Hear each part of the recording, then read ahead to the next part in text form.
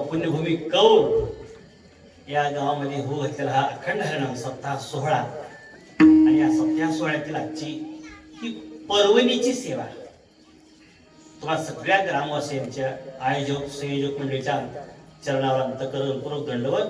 कारण आज वरुथिनी एकादशी आहे आणि या वरुथिनी एकादशीच्या पवित्र पर्व काळामध्ये भगवान पंढरीनाथांच्या दरबारामध्ये पंढरीनाथांची सेवा करण्याचं भाग्य तुमच्यामुळे प्राप्त झालं.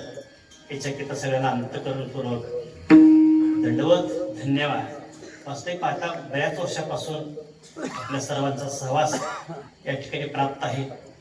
मोठी प्रेमळ मंडळी आहे, भाविक मंडळी आहे. नेहमी बोलत असतो परमार्थाकरिता ज्ञान नसेल तर फार बिघडत नाही. परमार्थाकरिता ज्ञान नसेल तर फार बिघडत नाही, पण भाव नसेल तर परमार्थ बिघडल्याशिवाय राहत नाही. परमार्थाकरिता भावाची फार गरज आहे. आपल्याकडून परमार्थ होण्याकरिता अंतःकरणामध्ये भाव पाहिजे. भावाशिवाय परमार्थच नाही. भाव बळे आकळे एरवी नाक एरवी म्हणजे भावाशिवाय. भावाशिवाय देव आकळत नाही. भावाशिवाय आकळत नाही. आणि तो भाव आपल्या सगळ्यांच्या अंतःकरणामध्ये अगदी असा कोंदून कोंदून भरलेला आहे. आदरणीय आमच्या हरिभक्तीपरायण केशव महाराज या गावातील सगळे ज्येष्ठ कर्णामध्ये पांडुरंग परमात्म्याबद्दलचा भाव आहे म्हणून मी माणसं बसले. त्यांची गुडघे दुखत नाहीत असं वाटतंय का? आमच्या आदरणीय हरिभक्तीपरायण काका समोर आहे. गुडघे दुखत नाहीत असं आहे का? नाही. पण परमार्थाच्या पथावर मार्गक्रमण करत असताना शेवटच्या श्वासापर्यंत परमार्थ घडला पाहिजे, नामचिंतन घडलं पाहिजे. ह्याच्याकरिता तुम्ही सगळी मंडळी सजग आहात. जिल्हा परिषद शाळेमधला एक मुख्याध्यापक आहे, शाळेचा जबाबदार. परमार्थाची 2-3 पिढ्यापासूनची परंपरा. मला काय विनंती करायची आपल्याला, बहुतेक मंडळी भाविक मंडळी परमार्थाच्या प्रवाहात चालत असताना वाहत गेलेली आपल्याला आढळते. या संबंधाने मला थोडं जागं करायचंय. परमार्थ प्रवाहामध्ये वाहत गेलेली काही मंडळी कशामुळं? चुकीच्या दिशेमुळं. चुकीची दिशा मिळाली की परमार्थामध्ये माणसं वाहत जातात. वाहत गेलं पाहिजे पण दिशा योग्य पाहिजे. आणि दिशा असेल तर दशा होत नाही. दिशा चुकली की दिशा करेक्ट पाहिजे तर दशा होत नाही. आणि दिशा देण्याचं काम जगद्गुरु तुकोबा यांनी केलेलं आहे. दिशा देण्याचं काम ज्ञानोबा यांनी केलेलं आहे. म्हणून मागं जायचं असेल, पट्टी बांधून जर मागं जायचं असेल तर जगद्गुरु तुकोबा यांच्या मागं जा. माझ्यासाठी इथं उभा राहून काही बोलू नये त्याचा विषय नाही. कारण कशासाठी बोलतोय मी, कीर्तन आता हा व्यवसाय झाला बऱ्याचशा लोकांचा, उद्योग झालेला आहे. समाजाचं चांगलं झालं वाटलं झालं त्यांचं काही देणं घेणं. मला माझं पाकिट मिळालं, माझ्या गाडीमध्ये संपला विषय. या मातीमध्ये पुण्य आहे. आपल्या कृष्ण महाराज पुण्य आहे मातीमध्ये. भाव सात्विक आहे. जोगई लेकरू काल परत कीर्तनाला होतो, माझ्यासोबत फुगडी खेळ कीर्तन कशासाठी बोलतो मी. या मातीमध्ये भाव आहे. प्रवाहित होऊ नका. नुकसान हातामध्ये काही लागत नाही. 70-80 वर्ष वय निघून जाईल, या संपत्ती निघून जाईल आणि रिकाम्या हातात जायची वेळ आपल्याला येईल. की आपलं होऊ नये. काका कणखर माणूस इथं बसू नये समोर. म्हणून जागे व्हा. कशाकरिता कशाकरिता? अंतःकरणामध्ये सगळ्यांच्या ऊर्जा आहे. मला सांगा, कोणाच्या अंतःकरणामध्ये प्रेम नाही? सगळ्याच्या अंतःकरणामध्ये प्रेम आहे. पण त्या प्रेमाला, त्या ऊर्जेला जर चांगला दर्जा प्राप्त व्हायचा असेल तर अंतःकरणामध्ये विनय असायला पाहिजे. विनयाशिवाय दर्जा प्राप्त होत नाही. प्रेमाशिवाय दर्जा प्राप्त होत नाही. अंतःकरणाच्या निर्मळतेशिवाय दर्जा प्राप्त होत नाही. आणि हा दर्जा प्राप्त व्हायचा असेल तर शास्त्राची कृपा लागते. दर्जा प्राप्त होण्याकरिता सद्गुरूंची कृपा लागते. दर्जा प्राप्त होण्याकरिता पंढरीनाथांची कृपा लागते. दर्जा प्राप्त होण्याकरिता आत्मकृपा लागते. आत्मकृपा, शास्त्रकृपा, देवकृपा, या कृपा असेल तर दर्जा प्राप्त होतो, नाहीतर दर्जा प्राप्त होत नाही. दर्जा प्राप्त होत नाही. सगळ्यांच्या अंतःकरणामध्ये वैराग्य आहे. मला सांगा, असं एक जीव दाखवा त्याच्या अंतःकरणामध्ये वैराग्य नाही असा. सगळ्यांच्या अंतःकरणामध्ये वैराग्य आहे, सगळ्यांच्या अंतःकरणामध्ये विवेक आहे, सगळ्यांच्या अंतःकरणात आहे. पण अंतःकरणात विवेक सिद्ध होण्याकरिता साधना करावी लागते. अंतःकरणात वैराग्य सिद्ध होण्याकरिता साधना करावी लागते. त्याच्याशिवाय वैराग्य सिद्ध होत नाही. आणि वैराग्य सिद्ध झाल्याशिवाय आपली गणना भाग्यवंतामध्ये होत नाही. आपल्या सगळ्याच्या अंतःकरणात वैराग्य आहे, म्हणून तर घर सोडून येतात. पण आता वैराग्य आहे, कीर्तन ऐकल्यानं भलं होतंय हे माहित आहे, हा विवेक आहे. पण हा विवेक, हा वैराग्य सिद्धीला पोहोचला पाहिजे. आणि हे सिद्धीला पोहोचत असेल तर शास्त्रांची कृपा लागते, देवाची कृपा लागते, सद्गुरूंची कृपा लागते, म्हणून अंतःकरणाची कृपा लागते. मनुराज एक देह पुरी,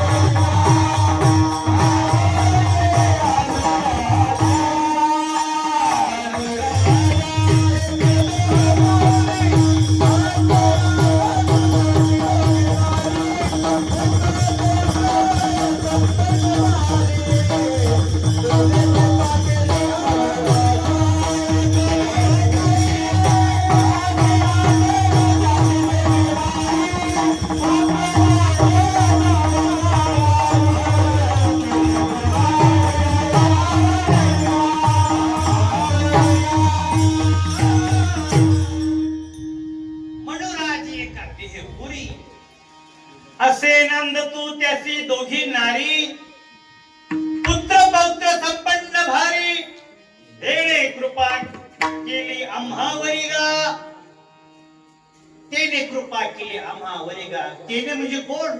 त्या मनानं आमच्यावर कृपा केली, म्हणून आलो या देशा. या मृत्यू लोकांमध्ये आम्ही जन्माला कशामुळे आलो? माणसाचा देह आम्हाला प्राप्त कशामुळे झाला? आपल्या अंतःकरणाच्या कृपेमुळं. मन ह्या अंतःकरणाचा भाग आहे. मन अंतःकरण चतुष्ट आहे. मन बुद्धी चित्त आणि अहंकार, मन या चतुष्टाचा एक भाग आहे. आणि मनानं कृपा केली म्हणून आम्ही माणसाच्या जाती जन्माला आलो. मनानं कृपा केली म्हणून आपण मंडपात कीर्तनाला आलो. आणि जर मन म्हणलं असतं जाऊ दे काय कीर्तन, झोप, घरात झोपला असतो आपण. पण मनानं आमच्या कृपा केली म्हणून आपण इकडे आलो. सांगायचा हेतू काय माझा? शास्त्र कृपा, ईश कृपा, शास्त्र कृपा, ईश कृपा, देव कृपा, संत कृपा, सद्गुरु कृपा, तसं आत्मकृपा ही फार गरजेची आहे, गरजेची आहे. आणि म्हणून आपली पावलं मंडपाकडे वळली. आणि आत्मकृपेशिवाय आपला परमार्थ हा फळाला येत नाही. परमार्था करता मन ही फार मोलाची गोष्ट आहे. मन, अंतःकरण वृत्ती परमार्थासाठी फार नवे अंतःकरण वृत्तीसाठी तर परमार्थ करायचा. बोलू का? आपला शेवट कशावर अवलंबून आहे? वृत्तीवर अवलंबून आहे. आपला शेवट गोड का कडू हे कशावर अवलंबून आहे? या अंतःकरण वृत्तीवर अवलंबून आहे. आणि ह्याच्याकरिता परमार्थ करायचा. गाठ्यामधला पहिला अभंग आहे, समचरण दृष्टी विठेवरी साजिनी, तेथे माझी हरी वृत्ती राहो. आपली वृत्ती हरीच्या चरणाच्या ठिकाणी राहावं याच्याकरिता परमार्थ करायचा हा जगद्गुरु तुकोबारायांनी गाथेच्या पहिल्या अभंगात सांगितलेला आहे. संबंध गाथा कशाकरिता वाचायचा ही पहिल्या अभंगात सांगितलेलं आहे. परमार्थ कशाकरिता करायचा ही पहिल्या अभंगात जगद्गुरु तुकोबारांनी सांगितलेला आहे. परमार्थ याच्याकरिता करा. कशाकरिता? तेथे माझी हरी वृत्ती राहो, वृत्ती देवाच्या पायाजवळ राहावी याच्याकरिता परमार्थ करायचा. वृत्ती देवाच्या चरणापाशी राहावी याच्याकरिता कीर्तन करायची. वृत्ती देवाच्या पायाजवळ राहावी याच्याकरिता वारी करायची. वारी वृत्ती देवाच्या पायाजवळ राहावी याच्याकरिता भजन करायचं. वृत्ती देवाकडे असावी याच्याकरिता मृदंग वाजवायचा, याच्याकरिता प्रमाण म्हणायची, याच्याकरिता चाली म्हणायची, याच्याकरिता कीर्तन ऐकायची, याच्याकरिता दुसरं काही कारण नाही. काय तुकोबाराचं कौतुक करावं, काय तुकोबाराचं वर्णन करावं. ब्रह्मादिक सुखाला जगद्गुरु तुकोबारांनी लाट मारली. समचरण दृष्टी विठेवरी सादरी तेथे माझी हरी वृत्ती राहो, अनेक न लगे माईक पदार्थ तेथे माझे आर्त नको देवा. ब्रह्मादिक पदे दुःखाची शिराणी तेथे दुश्चित हरी झडो देशी. मग काय पाहिजे? माझी वृत्ती देवाच्या पायाजवळ पाहिजे. ब्रह्मादिक पद नको नको म्हणा. का नको म्हणाले? कारण ब्रह्मादिक पद प्राप्त करून घेण्यामध्ये नुकसान आहे. का? तुका म्हणे त्याचे कळले आम्हा वर्म, जे जे कर्म धर्म नाशिवंत, कर्म नाशिवान, धर्म नाशिवान. कर्माच्या माध्यमातून जे प्राप्त होते ते नाशिवान, धर्माच्या माध्यमातून जे प्राप्त होते ते नाशिवान. धर्माच्या माध्यमातून काय प्राप्त होते? पुण्य. पुण्य धर्माच्या पोटात पुण्य जन्माला येतं आणि कर्माच्या पोटामध्ये पाप जन्माला येतं. आणि जन्माला येणार पाप आणि पुण्य, पापही संपणार आहे, पुण्य कमवा पुण्य पण संपणार आहे. पण एक फरक आहे, पुण्य जर पराकोटीला पोचलं तर पुण्य भगवान परमात्म्याचे चरण प्राप्त करून देऊन मग संपणार आहे आणि पाप देवापासून आपल्याला दूर घेऊन जाणार आहे. म्हणून जगद्गुरु तुकोबार म्हणे ब्रह्मादिक पद आम्हाला नको. ब्रह्मादिक पदांची अभिलाषा जर आमच्या अंतःकरणामध्ये असेल तर आमची गणना भाग्यवंतामध्ये होणार नाही, होणार नाही. पण अंतःकरण वृत्ती जर भगवान परमात्मा चरणाच्या जवळ गेली तर आमची गणना भाग्यवान लोकांची यादीमध्ये लागणार आमचं नाव. पुन्हा पुण्याला वाटतं आपण भाग्यवान व्हावं, सगळ्यांना वाटतं माय आपण भाग्यवान व्हावं, सगळ्यांना वाटतं भाग्यवान. पण अडचण अशी आहे, प्रत्येकाच्या भाग्याच्या संकल्पना ह्या वेगळ्या वेगळ्या आहेत, वेगळ्या वेगळ्या आहेत. कोणाला वाटतं संपत्ती प्राप्त झाली की भाग्यवान, तुझं भाग्य थोर आहे, तुला भरपूर संपत्ती मिळाली. एखादं पद प्राप्त झालं तो भाग्यवान गडी, बायको मनाजोगी मिळाली भाग्यवान. आता तर वेळ अशा कसली काय मिळणार नाही, करायचं मनाजोग्याचा विषयच राहिला नाही, भाग्यवान. मुलं जन्माला आली भाग्यवान, लॉटरी लागली भाग्यवान, विहीर पडली पाणी लागलं भाग्यवान. कोण कशाला भाग्य म्हणते, कोण कशाला भाग्य म्हणतोय, कोण कशाला म्हणते. प्रत्येकाची भाग्यवंताची व्याख्या वेगळी वेगळी आहे. बोलू काय? संसारामध्ये भाग्यवंतांची व्याख्या वेगळी आहे, परमार्थामध्ये भाग्यवंताची व्याख्या एकच आहे. परमार्थामध्ये व्याख्या करणारे अनेक आहेत पण व्याख्या एकच आहे.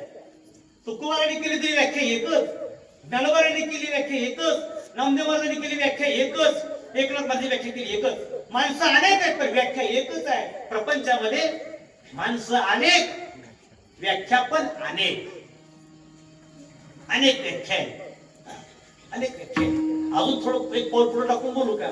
माणसं म्हणजे आपल्या जवळ जे नाही ते मिळालं की त्याला भाग्यवान म्हणतात. आपल्यापाशी जी वस्तू नाही ती मिळाली की भाग्यवान. मला सांगा, एखाद्याला पैसे मिळवण्यामध्ये भाग्यवान असेल पण ज्याच्याकडे भरपूर पैसा आहे त्याला भाग्यवान समजतो, स्वतः समजत नाही का? पैसा भरपूर आहे, काय करावं, मुलं बाळ कोणीच नाहीत ना, मग काय मुलगा झाला तर भाग्यवान. त्याची व्याख्या वेगळी आहे, त्याची व्याख्या वेगळी आहे. एखाद्या मुलं बाळ सगळं चांगलं आहे मग कुठलंच पद नाही, मग एखादं मोठं पद मिळालं तर तो भाग्यवान. म्हणजे आपल्या जवळ जी वस्तू नाही ते मिळालं की त्याला आपण भाग्यवान होतो. किंवा आपल्यावरची जी वस्तू नाही ती वस्तू दुसऱ्याकडे दिसली तू भाग्यवान आहेस का? तुझ्याकडे हे आहे मग माझ्याकडे नाही ना. तुमची माझी अवस्था अशी नाही, राजा दशरथाची अवस्था अशीच आहे. पुत्र हिनश्यमे राज्यम सर्व दुःखाय कल्पते, सर्व दुःखाय कल्पते. सगळं आहे फक्त मुलबाळ नाही. मृदंगाचार्य मोबाईल ठेवा, कीर्तन चालू आहे, एकादशी आहे, आपला ध्यान मोबाईल मध्ये काय करता? एवढं मोठं व्यासपीठ करून द्या आपल्याला, त्याच्यापेक्षा उंच आहे आपली जागा, कुठं राहत नाही असं. या नावाच्या गादीपेक्षा मृदंगाची जागा उंच कुठंच राहत नाही, पण आपल्याला व्यवस्था करून दिल्या गावकऱ्यांनी. आपलं भाग्य थोर आहे आणि हे थोर भाग्य मोबाईल मध्ये वाया घालू नका, विनंती आपल्याला.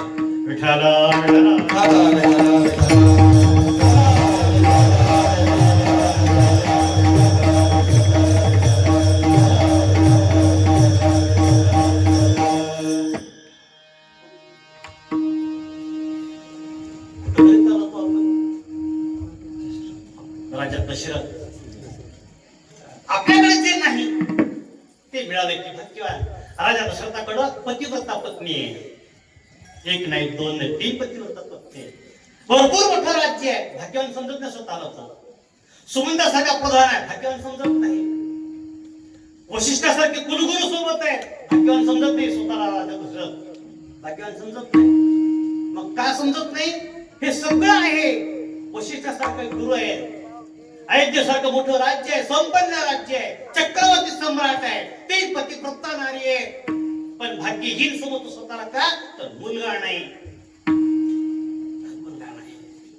म्हणजे जे प्राप्त आहे त्याच्यामध्ये आपण स्वतःला भाग्यवान समजत नाही, जे अप्राप्त आहे त्याच्यामध्ये आपण भाग्य समजतो.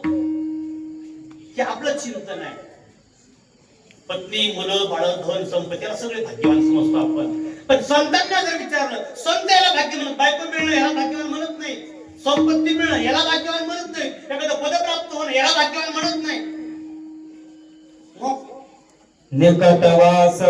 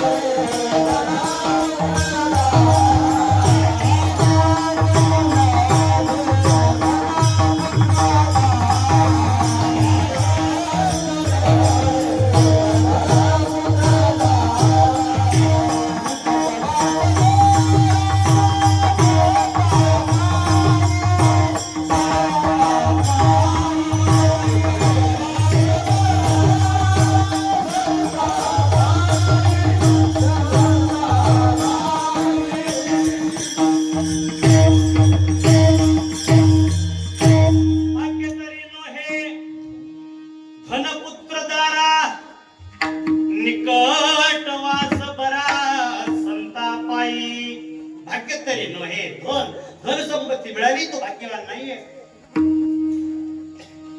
मुलं जन्माला आहे, आपल्या पोटाला मुलं जन्माला, तो भाग्यवान नाही. संपत्ती अनेकांकडे आहे पण त्यांची गणना भाग्यवंतामध्ये नाही. लेकर बाळ झालीच पाहिजे नाही तर तो भाग्यवान असं नाही. पण दुर्दैवानं एखाद्या महिलेला एका मोठ्या माणसांच्या मुखातून ऐकलंय मी, एखाद्या महिलेला जर मूलबाळ झालंच नाही, आपल्या आपल्या प्रारब्धाचा भाग आहे, झालंच नाही तर ती बिचारी स्वतःला एवढी भाग्यहीन समजते, एवढी भाग्यहीन समजते.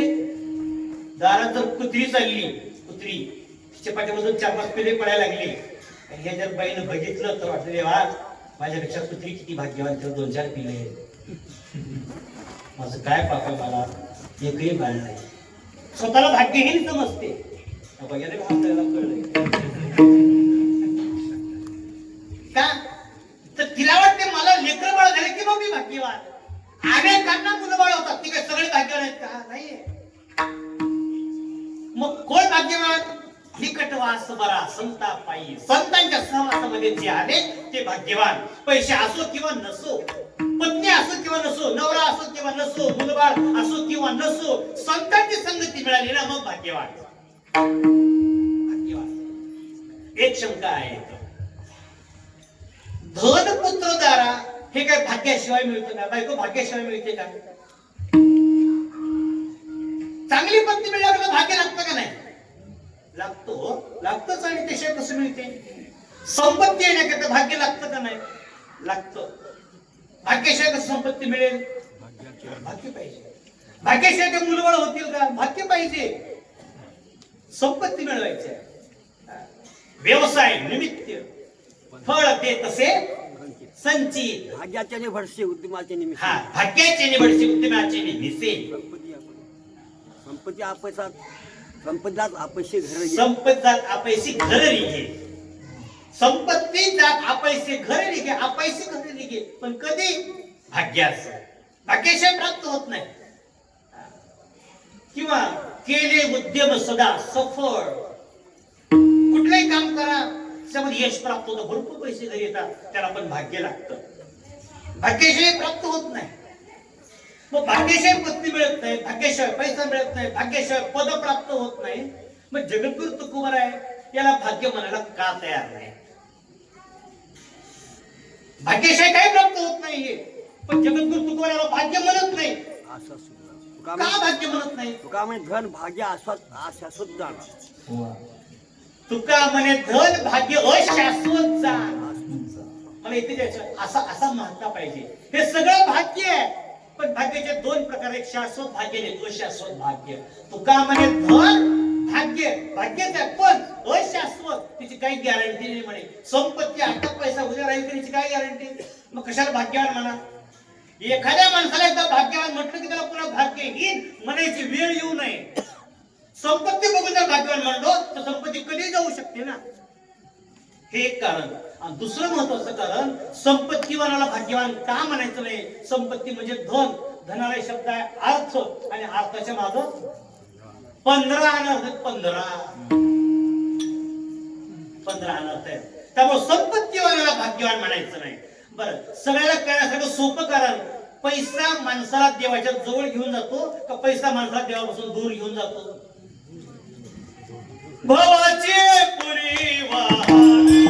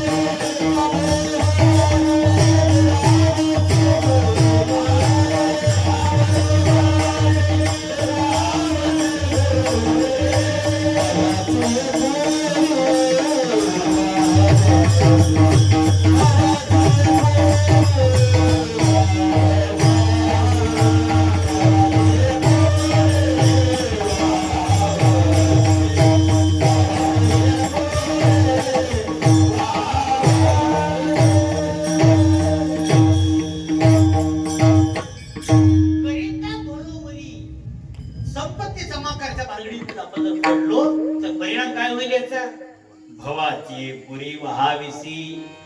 या भवसागराच्या प्रवाहामध्ये वाहून जाण्याची भीती आहे. म्हणून संपत्तीला भाग्यवान म्हटले नाही जगद्गुरु तुकोबारायांनी. संपणारी आहे ती. संपणारी म्हणण्यापेक्षा आपल्याला संपवणारी आहे ती. संपवणारी आहे. पत्नीचा विषय घ्या. धन, पुत्र, दारा, मुलं असतील, पत्नी असतील, या सगळ्या गोष्टी भगवान परमात्म्यापासून दूर घेऊन जाणार आहेत आपल्याला. हे सगळं अशाश्वत भाग्य आहे. आणि म्हणून जगद्गुरु याला भाग्यवान म्हणण्याची काही आवश्यकता नाही म्हणे. मग भाग्यवान कोणाला म्हणायचं? याची दोन कारण आहेत. एक साधन रूपी भाग्य आणि दुसरं साध्य रूपी भाग्य. हे प्रपंचामध्ये पण चिंतन करता येतं. असं प्रपंचाचं साध्य काय आहे? काहीच नाही. या फळण्यात तुरंबित याला काहीच नाहीये. साध्य नाही याला. किंवा एखादं पद प्राप्त करायचे आहे संसारामध्ये, एखादं पद प्राप्त करायचे आहे. ते पद प्राप्त करण्याकरिता आपण जे सायास करतो, जे प्रयत्न करतो, ती पण साधना आहे त्या पदाच्या संबंधानं. साधना आहे प्रकारची. इलेक्शन मध्ये मंत्री व्हायचंय आपल्याला, ते साध्य आहे आपलं. मग त्याच्याकरता जे प्रयत्न करतो आपण ती साधना आहे त्या पदाकरिता. गावागाव फिरणे, कार्यकर्ते गोळा करणे, आहे ना, आपला शासनाचे जे काही काम आहे ते लोकांपर्यंत पोहोचवणे, योग्य लोकांची घराणे शासनापर्यंत पोहोचवणे, इलेक्शन मध्ये भाग घेणे, निवडणुकीत थांबले, प्रचार करणे आणि मग उद्या मतदान अर्ध्या रात्री लोकांना आपलंसं करणे, लोकांना आपलंसं करणे, म्हणजे आपलंसं करणे. हे काय आहे? साधना आहे, साधना. हे साधन रूपी भाग्य. आणि हे सगळं करून जर पद मिळालं तर साध्य रूपी भाग्य. हे जसं संसारामध्ये आहे, हे असं सगळं परमार्थामध्ये आहे. परमार्थामध्ये साधन रूपी भाग्य आहे, परमार्थामध्ये साध्य रूपी भाग्य आहे. परमार्थाचं काय साधन आहे? परमार्थ साधन आहे, मोक्ष प्राप्ती साध्य आहे आपल्याला. भगवत प्राप्ती हे तर साध्य आहे. ज्यांना साधलं ते भाग्यवान. पण हे साध्य साधण्याकरता जी साधनं लागतात, ही साधनं ज्यांना मिळाली ती पण भाग्यवान. भगवत प्राप्तीकरता सगळ्यात मोठं महत्व साधन काय असेल तर त्याला माणसाचा देह पाहिजे. देह पाहिजे, माणसाचं शरीर पाहिजे. हे साधन आहे. भगवान परमात्म्याच्या प्राप्तीकरिता प्राप्त सगळ्यात मोठं आणि सगळ्यात महत्वाचं साधन म्हणजे हे देह. भाग्य आले ती मनुष्य देहा किंवा भरतखंडी नरदेह प्राप्ती हे तो परम भाग्याची संपत्ती, परम भाग्याची, परम भाग्य आहे की आपण सगळेजण माणसासाठी जन्माला आलो. चांगली गोष्ट आहे. बोलू, हे शरीर प्राप्त होणं एवढी साधी सोपी गोष्ट नाही. पावलो हा देह काकताली न्याय न घडवते उपाय घडो आले. बस सहजासहजी योगानं प्राप्त झालेले शरीर आहे. त्या शरीराकरिता या सायास केल्या आवश्यकता नाही किंवा प्रयत्नानं प्राप्त झाला हा विषय नाहीच आहे. योगामध्ये प्राप्त झालेला आहे. मग आपलं देवाधिकांना प्राप्त नाही ते आम्हाला प्राप्त आहे. स्वर्गीचे अमोल इच्छिता ती देवा मृत्यूरुखी व्हावा जन्मामा. मृत्यू लोकांमध्ये हा देह आम्हाला प्राप्त व्हावा ही देवाधिकांची इच्छा आहे. पण त्यांना नाही मिळालं, आपल्याला मिळालं. पण दुर्दैव असं आपल्याला मिळालेल्या देहाची आपल्याला किंमत नाही. आणि असंच आहे, जे सहज प्राप्त होतं त्याची किंमत वाटत नाही.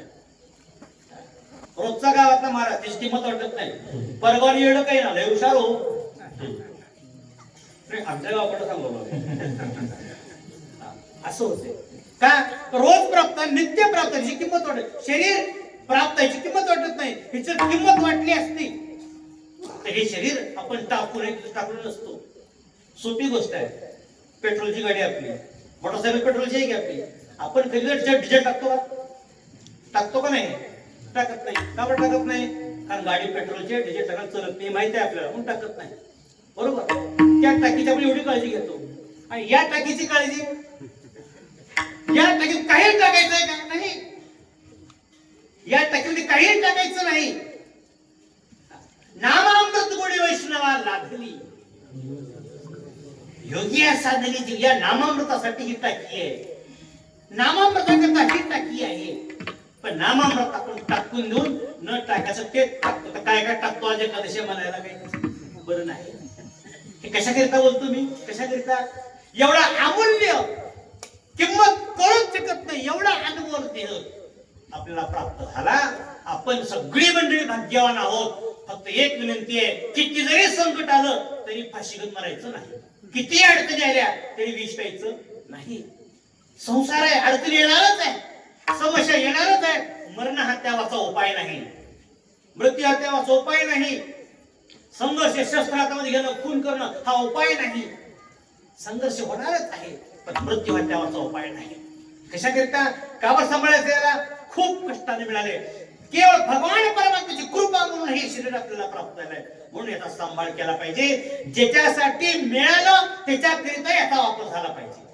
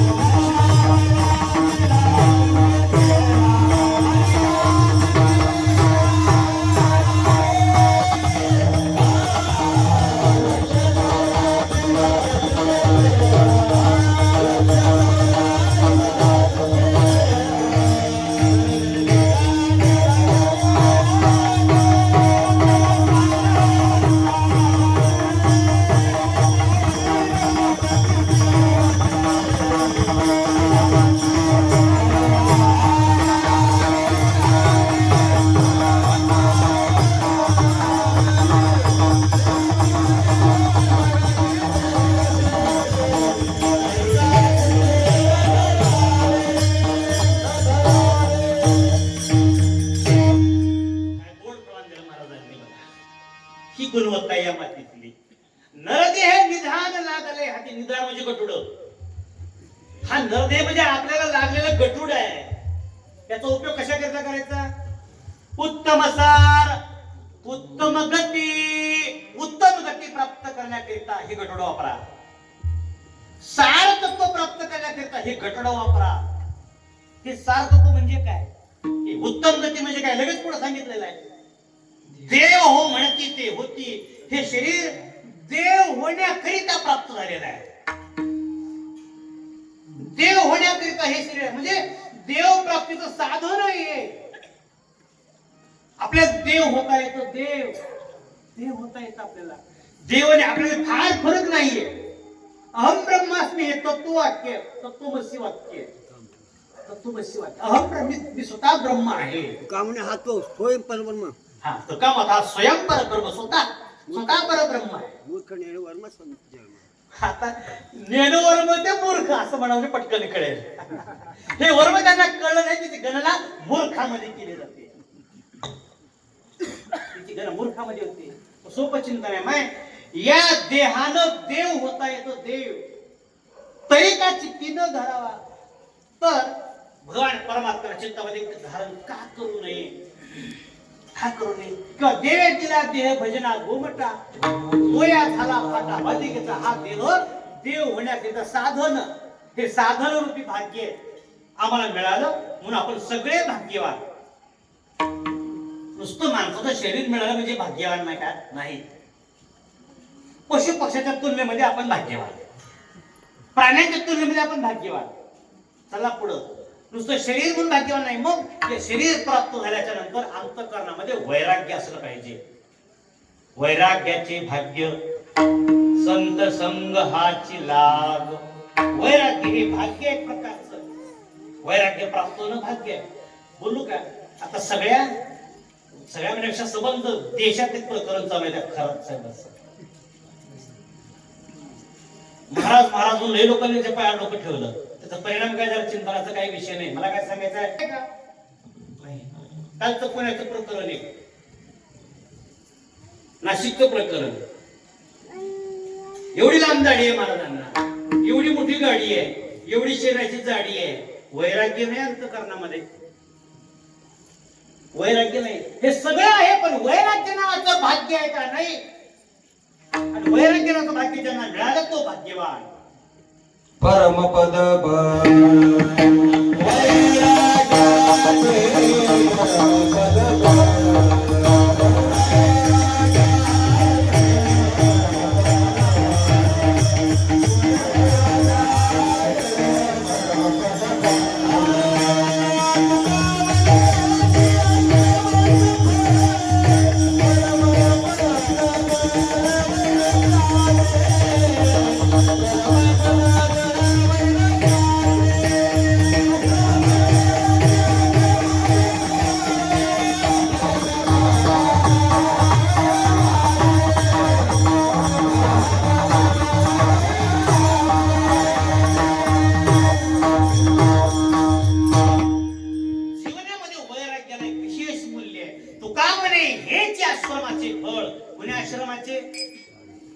आश्रमाचे किंवा या आश्रमाचे.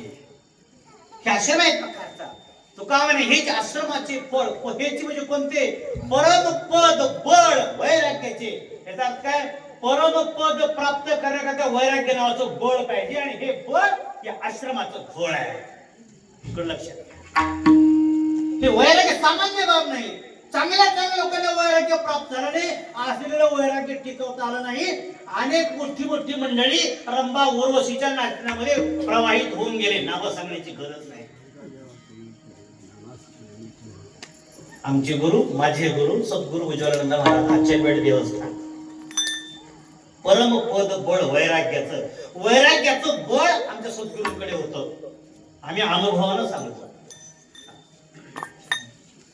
आपण रामदास स्वामींचं चरित्र ऐकलंय. सावधान म्हटल्यामुळे रामदास स्वामी निघून आले होते.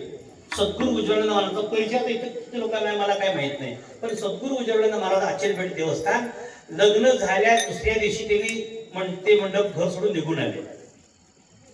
लग्न करायची बाबांची इच्छाच नव्हती मुळात. पण मला वाटलं लगीन केल्यावर पोरग घरात आहे म्हणून. आता बघा पोरग जर बाहेर बाहेर बाहेर ठरला का त्याला अडकवून टाकले कुठं घाल पिढी बसताय घरात आता बघा. म्हणजे लग्न झालं की पोरग घरात बसतंय घरात राहतंय असा समज. म्हणून त्यांच्या आई वडिलांनी महाराजांचं लग्न केलं, पण महाराज घरी राहिले नाहीत. दुसऱ्या दिवशी घर सोडले. 40-45 वर्षी ताचे वेटवर राहिले. कधी कुणाला गावाच्या लोकांना पत्ता लागला नाही. फार मोठी प्रॉपर्टी संपत्ती तर जमा झाली, प्रापंचिक आणि पारमार्थिक, पण स्वतःच्या नावाने एक पैसा कधी महाराजांनी केला नाही, कधीच नाही. शेवटच्या क्षणामध्ये धर्माची तू मूर्ती पाप पुण्य तुझी हाती ही कीर्तन करत करत बाबांनी ध्येय ठेवला. चैत्र शुद्ध अष्टमीला पहाटे 5 वाजता. हे कशा करता बोलतो मी? वैराग्य नावाचं बळ आहे. वैराग्य नावाचं बळ ज्यांना प्राप्त झालं तो भाग्यवान, तो भाग्यवान. वैराग्य आपल्याकडे पाहिजे आणि असेल तर आपण भाग्यवान. कारण फार मोठी मोठी मंडळी वैराग्याशिवाय जीवन जगणारी. वैराग्याचे 2-3 प्रकार शास्त्राने सांगितलेले आहेत. मसनी वैराग्य, प्रसूती वैराग्य, अनात्माचं वैराग्य. मसनी वैराग्य सगळ्याकडे असतं. अंत्यविधीला गेलो बस ते चितार असेपर्यंत पिठीपर्यंत काय माणसाचं काही नाही बस खाली मानावर बसतो. घरी आंघोळ केलो जसं आहे तसं पुन्हा ठेका पहिला चालूच आहे. वैराग्य उत्पन्न झालं, पण कुठे गेलं? उत्पन्न झालं वैराग्य संपलं. बाळंतपणामध्ये किती वेदना किती त्रास महिलांना. असं वाटतं की पुन्हा ही वेळ आयुष्यात येऊच नाही. पुन्हा अजून बाळंतपणा बाई दुसऱ्याला तयार राहते. अजून कुठे गेलं वैराग्य त्यावेळेस? सांगण्याचा हेतू असा अंतःकरणामध्ये वैराग्य नावाचं बळ असेल तर त्याची गणना भाग्यवंतामध्ये होते. कारण वैराग्य साधनारूपी वैराग्य 2. ध्येयप्राप्त साधनारूपी वैराग्य, भाग्य वैराग्य साधनारूपी भाग्य. 3 विवेक पाहिजे. विवेक विवेकासहित वैराग्याचे बळ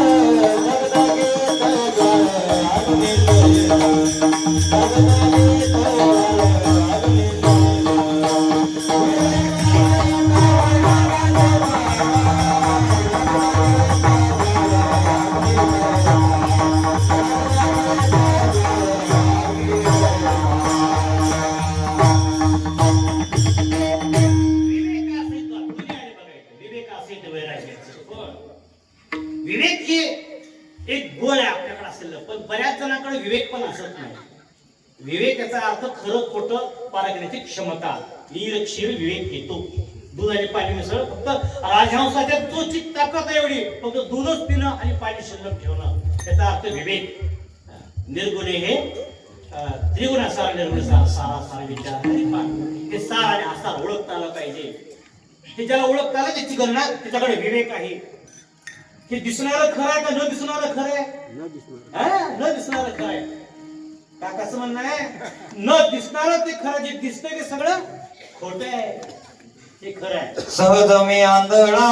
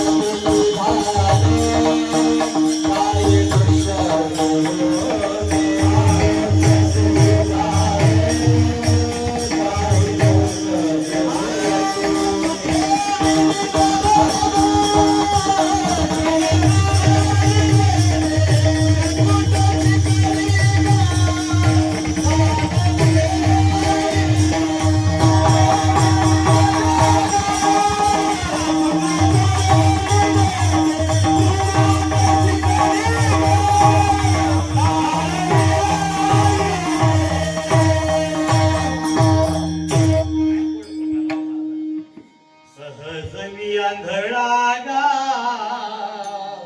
निज निराकार पंथी. ते मी कोण, हा पंथ कोणता, फार गुंतागुंतीचा विषय आहे. काही दृश्य जे होते, जे काही दृश्य होत ते अदृश्य झालं म्हणे. जे दिसतंय ते दिसत नाही, जे दिसत नाही ते दिसतंय. ब्रह्मतत्वाचं दर्शन हे होत असेल कधी आपलं विवेक जागे असेल तर. आणि विवेक, चांगल्या चांगल्या लोकांचा विवेक हरवला गेला. चला, ज्यांना हे विवेक प्राप्त झालं तो भाग्यवान, समाधी षटक प्राप्त झालं तो भाग्यवान. फार वेळ जाईल आपला. वैराग्याचं भाग्य, देहाचं भाग्य 1, वैराग्याचं भाग्य 2, विवेकाचं भाग्य 3, समाधी षटकाचं भाग्य 4, सद्गुरूंची भेट 5. हे सगळं असेल तर सद्गुरूंची भेट होईल. सद्गुरू भेटल्याच्या नंतर आपण त्याला आपल्या कल्याण संबंधानं त्यांची काय विचारणं, त्यांची सेवा होणं हे भाग्य आहे. भाग्य आहे अर्थात, किंवा उजळवे भाग्य आता अवघे चिंतन, किंवा भाग्याचा उदय. हे जोडी संत पाय प्राप्त होणं हा भाग्याचा उदय, भाग्याचा उदय आहे. आता संतांची प्राप्ती होणं हे भाग्य आहे. संतांची प्राप्ती हे सुद्धा साधनच भाग्य आहे. म्हणजे देह साधन भाग्य, वैराग्य साधन भाग्य, विवेक साधन भाग्य, समाधी षटक साधन भाग्य, सद्गुरूची भेट साधन भाग्य, सद्गुरूची सेवा घडणं मिळणं साधन भाग्य. आणि हे सगळं भाग्य कशाने प्राप्त होतं? मग आपल्या गाठीला काही पुण्य असेल तर हे संतांची भेट होते, विवेक प्राप्त होतो, वैराग्य प्राप्त होतं, शरीर प्राप्त होतं. या सगळ्याच्या तळाला पुण्य. पुण्य फळले बहुत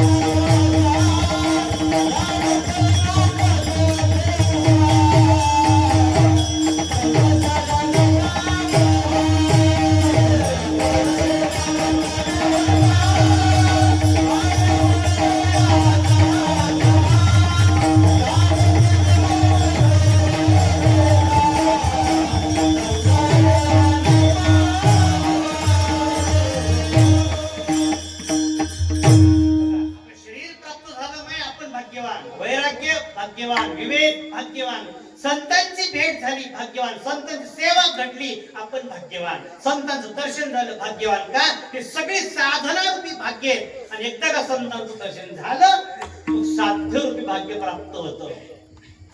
साध्य काय आपल्या जीवनाचं? मुक्ती प्राप्ती, भगवत प्राप्ती हे साध्य आहे. आणि हे साध्य साधण्याकरता संत हे फार मोलाचे आहे. तर संतांच्या संगतीशिवाय संतां किंवा असे प्रमाणावर राहतो नाही.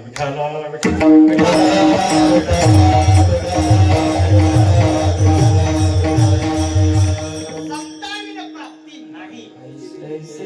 ऐसे वेद देते काही संतांच्या शिवाय किंवा हरिप्राप्तीशी उपाय धरावे संतांचे ते पाय. आता त्या साधनामुळं साध्यरूपी आपल्याला भगवान परमात्म्याची प्राप्ती होते. आणि हे ज्यांना प्राप्त झालं ते भाग्यवान. किंवा अंतःकरणामध्ये हे साध्य प्राप्त व्हायची इच्छा नांदत आहे तो व्यक्ती भाग्यवान. जगद्गुरु तुकोबारात तेच चिंतन अभंगामध्ये म्हणतात, भाग्यवंत म्हणून दया. कुणाला भाग्यवान म्हणायचं? कुणाला जीवनाचं जे साध्य आहे अनंत कोटी ब्रह्मांडाने पंढरीचा राजा पांडुरंग परमात्मा या पंढरी रायाला प्राप्त करण्याच्या संबंधानं जी मंडळी शरण गेले ते भाग्यवान. अभंगाचं पहिलं चरण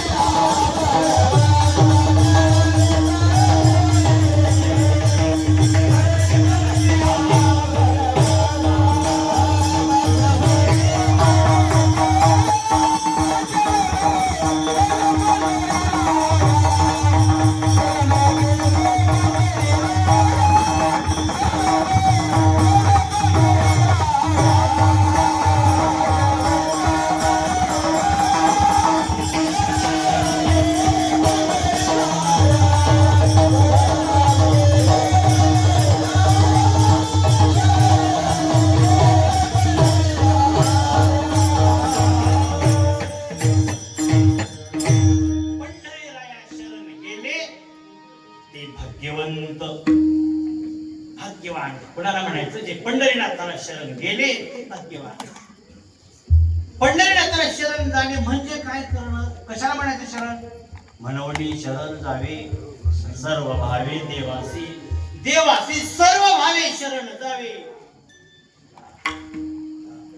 जो होय मजानन्य शरण त्याचे निवारीन मी जन्म मरण. या लागे शरणागता शरण्य येथ एकच लीला करले. जे सर्व भावे मज भजले तया आईलीच थडिये सरले.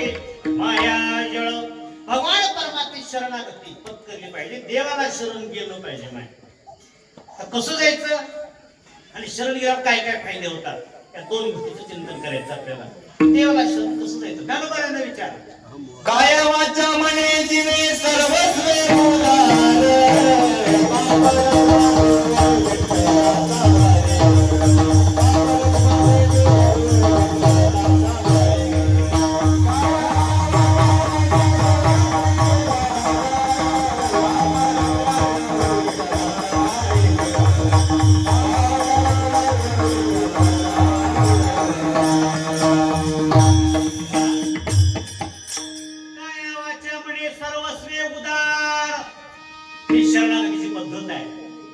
आपण सगळे वारकरी आहात असं म्हणतो. सगळे वारकरी आहोत आपण.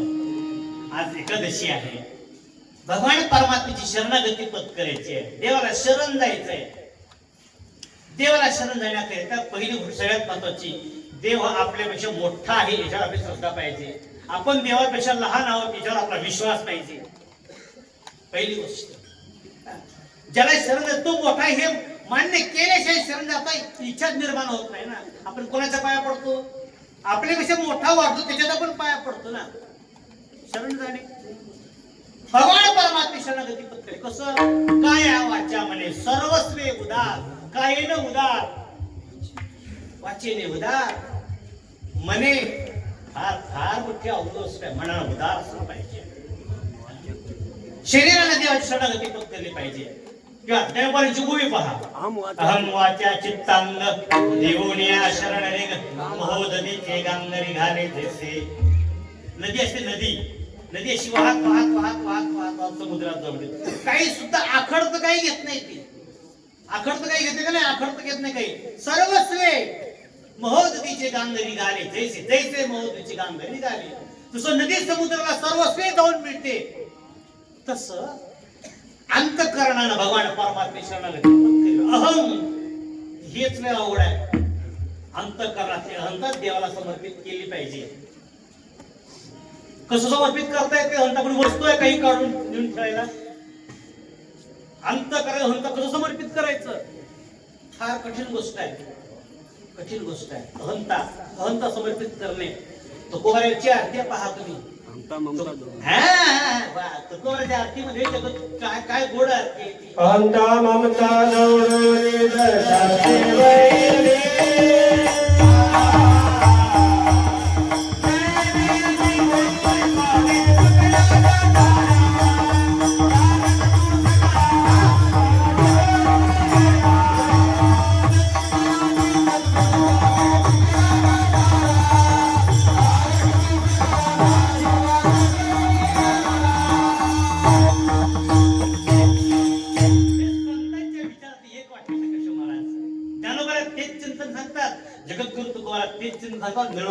तेच चिंतन आहे. अहंता ममता दौडणी निज शांती वरिली. याचा अर्थ काय? ज्यांना शांती पाहिजे त्यांनी अहंता समर्पित केली पाहिजे. ज्यांना शांती पाहिजे त्यांनी अंतःकरणाची ममता समर्पित केली पाहिजे. ममता समर्पित करता आली पाहिजे. अहंता आणि ममता ह्या दोन्ही सख्या बहिणी येतात. फार बदमाश. मी पश्चिम बंगालच्या ममतेबद्दल बोलत नाही, हे अंतःकरणाच्या ममतेबद्दल बोलतो आहे. ही ममता समर्पित, ममता प्रपंचाला समर्पित करतो आपण. अहंता संसाराला समर्पित करतो, पण भगवान परमात्म्याला समर्पित करत नाही. हा दोष आहे. आणि ज्ञानोबाला ते सांगतात, तुकोबाला तेच सांगतात, निळोबाला तेच सांगतात. अहंता म्हणजे मी होतो म्हणून हे झालं, हे मी समर्पित करणे म्हणजे अहंता समर्पित करणे. देह नव्हे मी सरे. वारे वा. देह नव्हे मी सरे. उरला उरे विठ्ठल. विठ्ठल उरला उरे. विठ्ठल कधी उरतो? जेव्हा मी सरे तेव्हा विठ्ठल उरे. हे तत्व आहे त्यातलं. पण दुर्दैवाने हे मी सरत नाही आणि विठ्ठल उरत नाही. आयुष्य वाया जातं सगळं. गीता जन्म कोटी हरी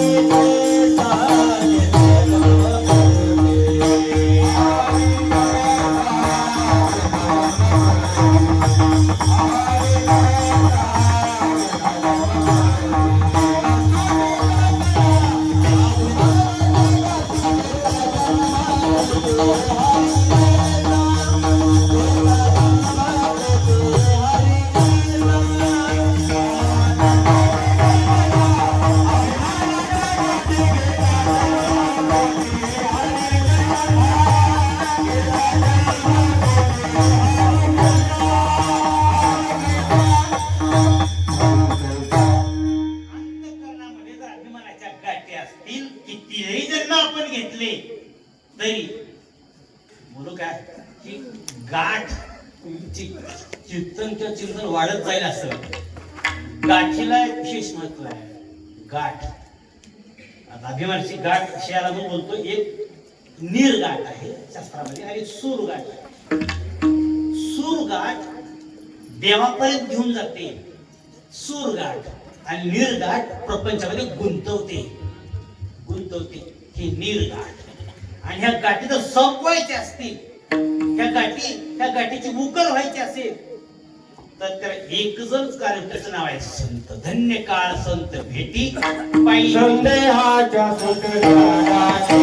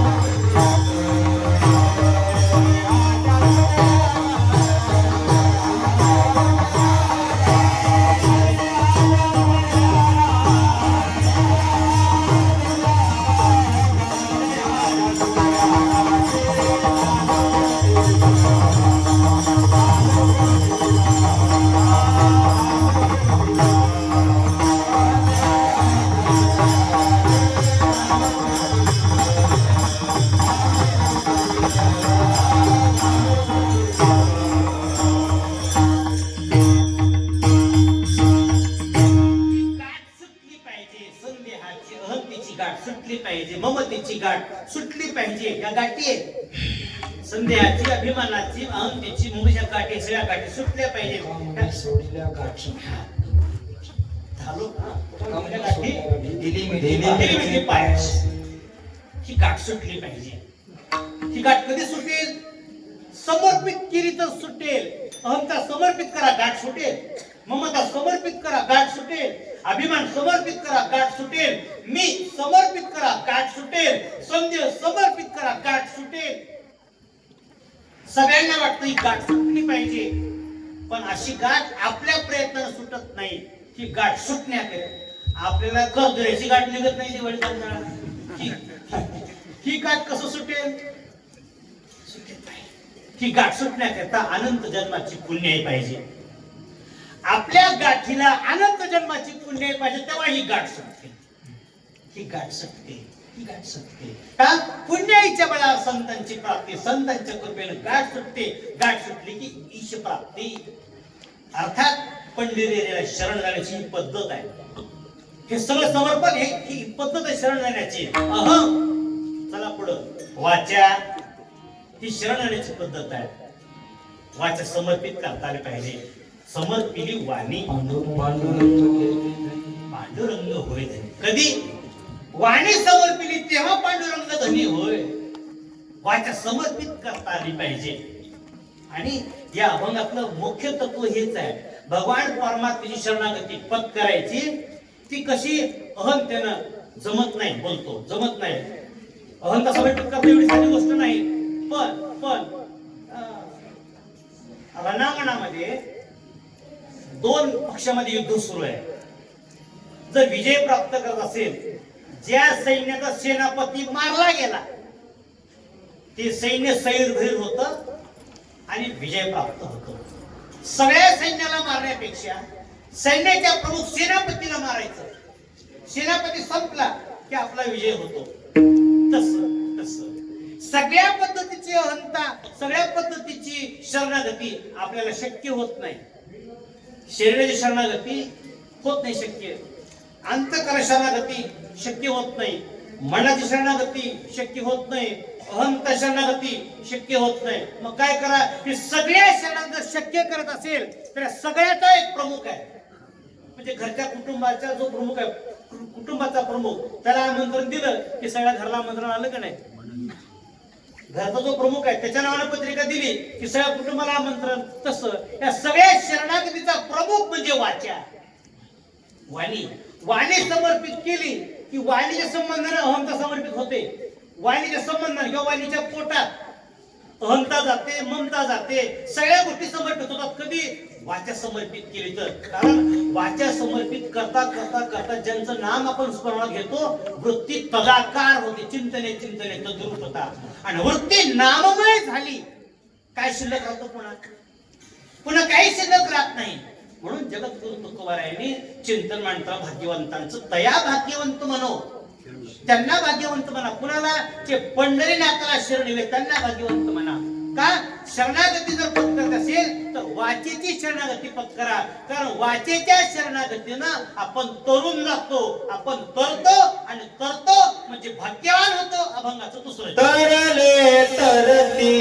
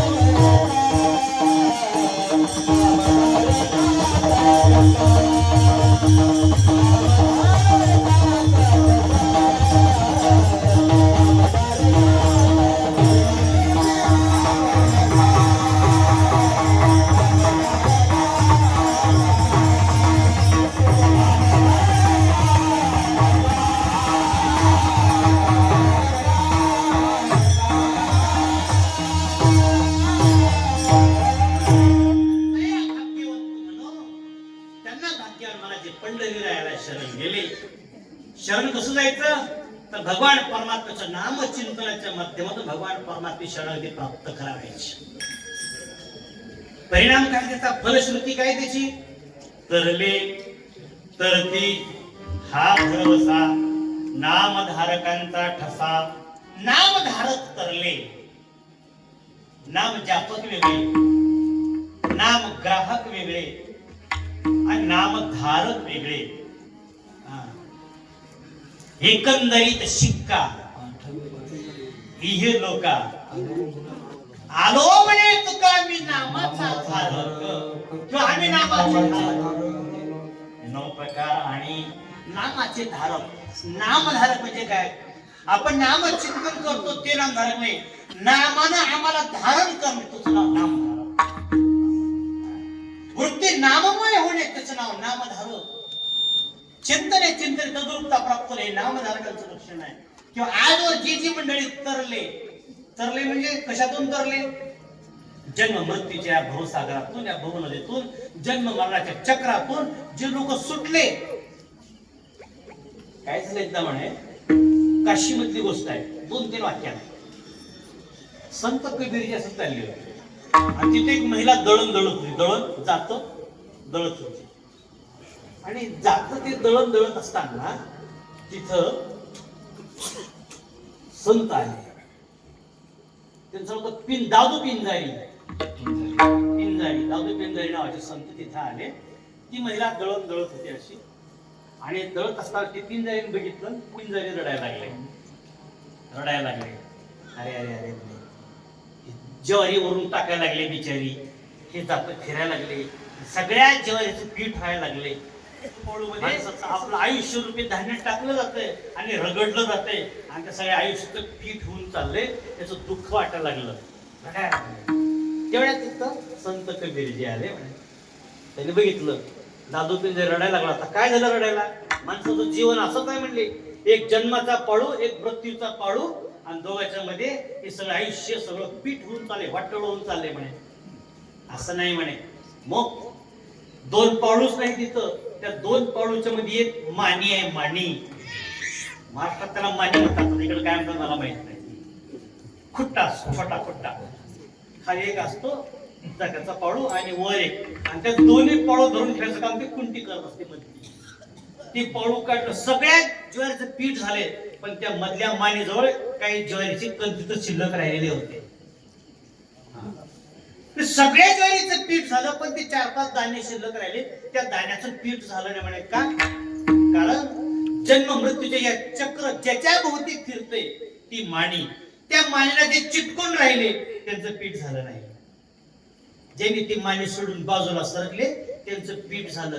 ती मधली माने म्हणजे भगवान परमात्मा आहे, ईश्वर आहे. ते ईश्वराशी एकनिष्ठ आहे, चिटकून आहे. त्याच्या शरणगती त्यांना प्राप्त झालेले आहे. देवाला शरण गेले, त्या जन्म मृत्यू चक्रामध्ये त्यांचं पीठ झालं नाही, ते तरले. मग ते माने कसे प्राप्त होईल, त्या मानेच्या प्राप्तीचा रात्र भगवान परमात्म्याचं नामचिंतन करावं लागेल. नामधारकांचा ठसा. जगद्गुरु तुकोबाराचं जीवन पहा, ज्ञानोबाराचं जीवन पहा, नाथांचं जीवन पहा, अगदी अलीकडल्या आदरणीय हरिभक्त गुरुवर्य भागवत महाराज गोळेगावकर यांचं जीवन तपासून पहा. तपासून पाहिजे. रात्रंदिवस चिंतन. भागवत महाराज झोपलेले असायचे तरी पण त्यांचं गाथा पारायण चालूच आहे. बिगर चष्म्याचं, आता मला दिसणार बिगर चष्म्याचं. महाराज 80-90 वर्ष वय तरी त्यांना बिगर चष्म्याचं दिसायचं. महाराज झोपले तरी गाथ्याचं पारायण चालू आहे त्यांचं. आपण सगळे बघितलंय, काकांनी बघितलं, तुम्ही सगळे बघितलं महाराजांना. मला सांगा, महाराजांना त्या वयामध्ये गाथ्याचं पारायण करायची गरज होती का? गाथा वाचायची आवश्यकता होती नाही, आवश्यकता. तरी पण महाराज वाचायची. किती प्रेम गाथ्या, तुकोबारावर किती प्रेम महाराजांचं, कीर्तनावर किती प्रेम. स्वतः गावात जायचे, पुणे हा तुमच्यावर सत्ता आहे त्यांना, पण महाराज स्वतः चलत जायचे, स्वतः जायचे. रुपयाची अपेक्षा नाही कोणाची. एवढ्या मोठ्या पाटील घरचा माणूस, पण सगळं सोडून भगवान परमात्मा नामचिंतनामध्ये तल्लीन रत आहे. सगळं कशासाठी बोलतो मी? शरणागती. संतांनी नामाच्या माध्यमातून भगवान परमात्म्याला आपलंसं केलं, आणि ज्यांनी नामचिंतन केले ते जगतामध्ये नाम धारक म्हणून राहिले आणि ती लोक तरले. आता नामध्यानात जर करत असतील तर आता आपण नामचिंतन करायला काय हरकत आहे का? एकदा म्हणा, आज एकादशी आहे ना, सगळे म्हणा विठोबार कुमार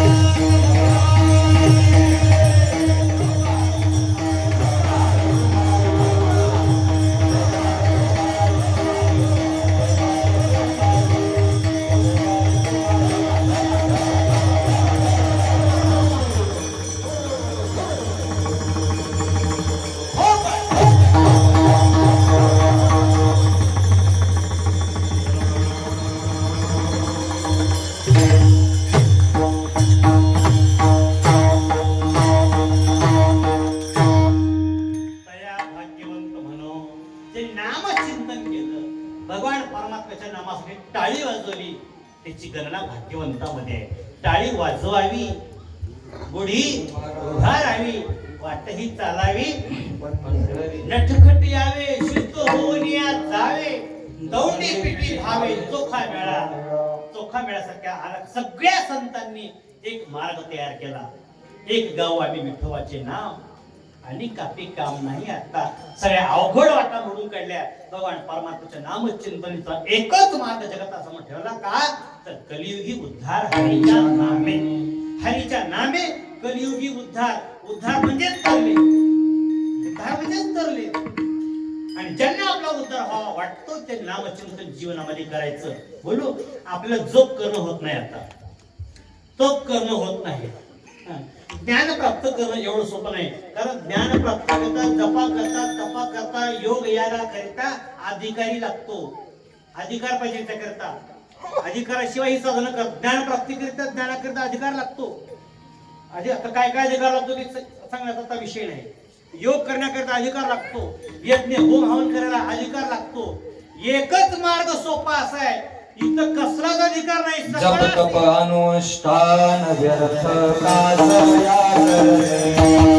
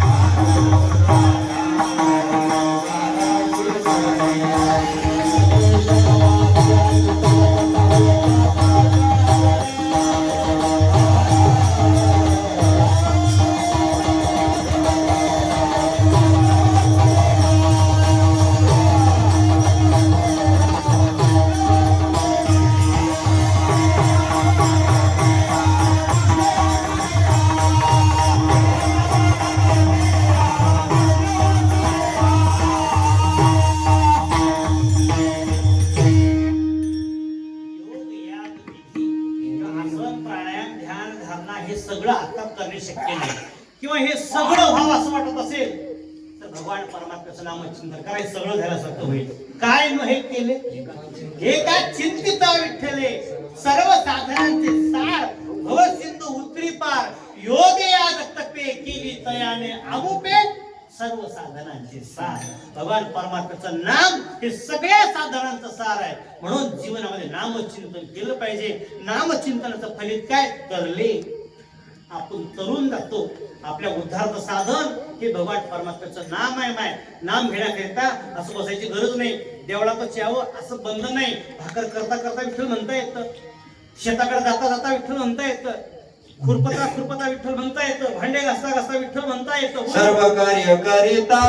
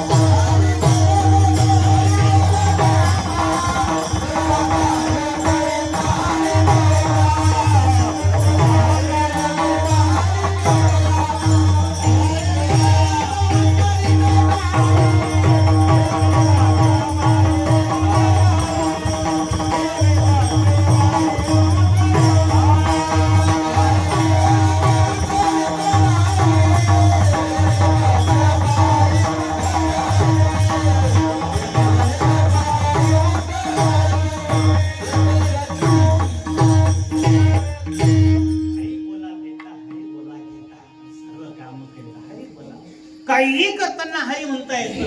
आणि आपण उच्चारलं एक हरी, एका हरीमुळं किती म्हणजे प्रकरण घडले हा चिंतन करता येतं. आपली कीर्तनाची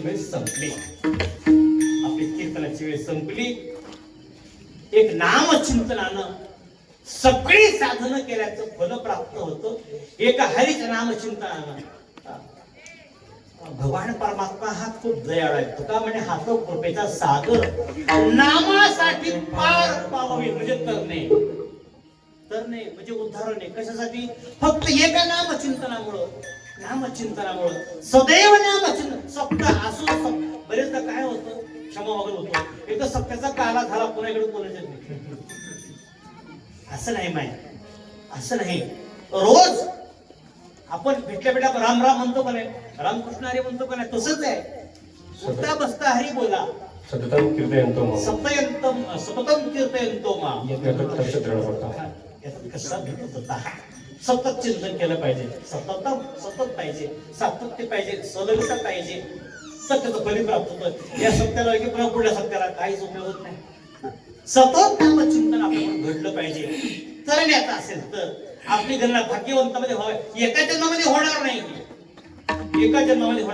अजून 100 जन्म जातील, पण एकदा घेतलं नाम वाया जाणार नाही. त्यामुळे सतत नामचिंतन घडलं पाहिजे. आणि त्याचा सगळ्यात मोठा फायदा, एक तर आपण तरुण जाऊ, हा पहिला फायदा.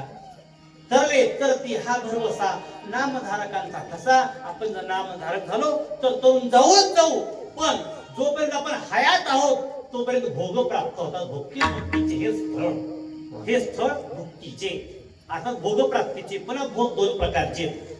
सोपं बोलू जातो. एक परमार्थामध्ये भोग प्राप्त होतात, प्रपंचातले भोग प्राप्त होतात. प्रपंचातल्या भोगाबद्दल बोलायचं काम नाही. केशव महाराज समोर आहेत, काका समोर आहेत, जानकी माणसं महाराज, अध्यक्ष महाराज समोर आहेत. बघा, परमार्थ करणाऱ्याच्या प्रपंच चिंता देव वाहतो. जी माणसं परमार्थात जीवन जगतात त्यांच्या प्रपंच चिंता देव करतात. हजारो उदाहरण सांगता येतील देवाची. येरी तरी माझ्या भक्ता काय तरी माझ्या भक्ता काय संसाराची चिंता, काय राजाची कांता कोरांना मागे. काय राजाची कांता कोरांना मागे. राजाची जर बायको झालो आपण, कोणाची तर बायको होण्यापेक्षा राजाची बायको व्हा ना, म्हणजे भीक मागायची वेळ येत नाही. बोलू का, कोणाची तर बायको होणं आपल्या हातात नाही, पण राजाची बायको होणं आपल्या हातात आहे. संत मीराबाईने काय केलं, विषय लांब नाही. नुसती जाणारे असं वरात बघितली, ती वरात. हे काय लग्न आहे. हे कसं असतं लग्न, म्हणजे पुरुष असतो, एक स्त्री असते, त्यांचं लग्न होतं. म्हणजे माझं लग्न कधी होईल, होईल तो वेळात आल्या. कोणा संग होईल, तुझ्या आवडीच्या माणसासोबत होईल. कोण तुला आवडतो, मला कृष्ण आवडतो. कृष्णाचीच होऊन गेली मीराबाई. अजून एक बोलतो, भक्तीच्या प्रकारच्या 9व्या भक्तीच्या प्रकारचा जर आपण विचार केला, ही भक्ती करता येते. कांतासक्ती हा भागवतामधला विषय आहे. 9व्या मध्ये हे शब्द नाहीत काका. जी 9व्या भक्ती आहे त्यामध्ये कांतासक्ती नाही, पण कांतासक्ती ही भक्ती भागवतामध्ये आलेली आहे. गीतेमध्ये 9 प्रकार सांगितलेले आहेत, किंवा भक्ती शास्त्रामध्ये 9 प्रकार आहेत, पण भागवतामध्ये 11 प्रकार आहेत. त्या 11 प्रकाराचे वाढलेले 2 प्रकार. त्याचं पहिल्याचं नाव आहे कांतासक्ती भक्ती. कांतासक्ती म्हणजे देवाची भक्ती, देवाची बायको होऊन देवाची भक्ती करायची. अजूनही बोलतो. काही कथाकार आहेत बघा, कथाकार दाढी मिशी सगळं करतात, कमळाला मोठं कुंकू लावतात आणि देवाची भक्ती करतात. साधारण का स्वतः ज्या देवाची आपण भक्ती करतो त्याच्यासोबत आपलं काहीतरी नातं जोडलं पाहिजे. आपण देवाचे भक्त व्हा, देवाचे मित्र व्हा, देवाची सखी व्हा, देवाची मैत्रीण व्हा, देवाची पत्नी व्हा, कुठलं तरी नातं जोडलं, सखा व्हा, सेवक व्हा, दास व्हा आणि मग देवाची भक्ती करा. आपण देवासोबत कुठलंच नातं जोडत नाही आणि आपण भजन करत बसलो तर काही प्राप्त होत नाही. सांगण्याचा हेतू असा, प्रपंचातले भोग प्राप्त होतात नामचिंतनानं. मला काय विषय, प्रपंचातले भोग कोणते प्राप्त होतात? आपला प्रपंच देव चालवतो हा भोग आहे संसारातला. परमार्थाच्या परमार्थामध्ये कोणते भोग प्राप्त होतात? रिद्धी प्राप्त होणं हा भोग आहे परमार्थामधला. परमार्थामधला भोग आहे. शांतीब्रह्म एकनाथ महाराजांच्या घरी देव स्वतः येऊन पाणी भरतो हा परमार्थातला भोग आहे.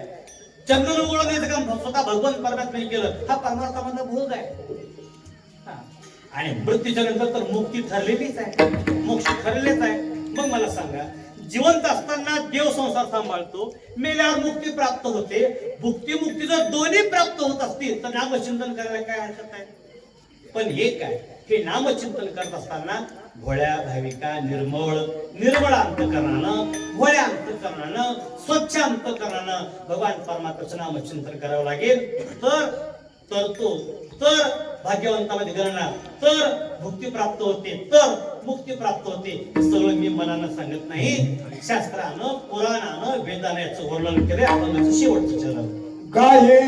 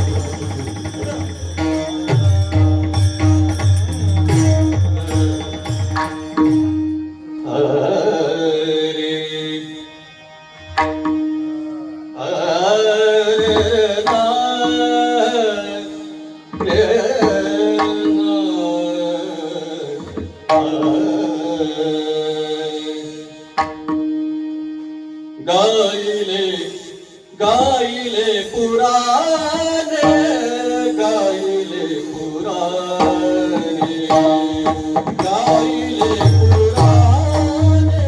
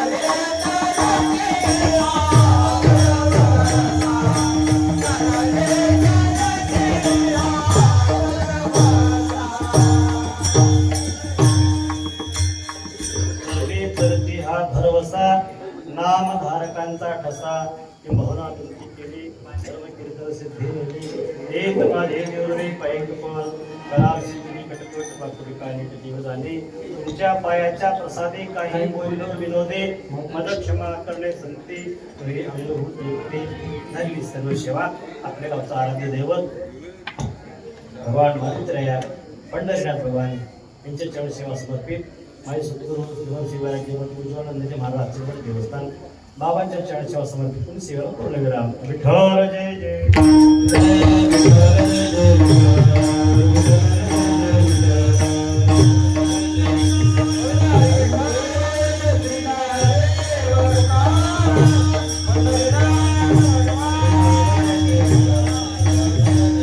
त्यांना सुद्धा धन्यवाद. पकवाद वाजवणारे आमचे नारायण महाराज परभणीकर त्यांना सुद्धा धन्यवाद. आणखीन एक काम होत आहे. काही न मागे कोणासी तोची आवडे देवासी मनोभावे सेवा. प्रदीपरावजी पवार यांचं युट्यूब चॅनल आहे. यांना काही घ्यायचं नाही, फक्त काय घ्यायचं माहितीये का? थंब द्यायचं. थंब एक लाईक करायचं, सबस्क्राईब करायचं आणि कमेंट्स करत जावा. एवढं काम केले की ह्यांची बाकी आम्ही फेडलो म्हणून समजायचं. हा, म्हणून त्यांना सुद्धा धन्यवाद. त्यांनी सुद्धा आलात आणि गावातले विनेकरी हे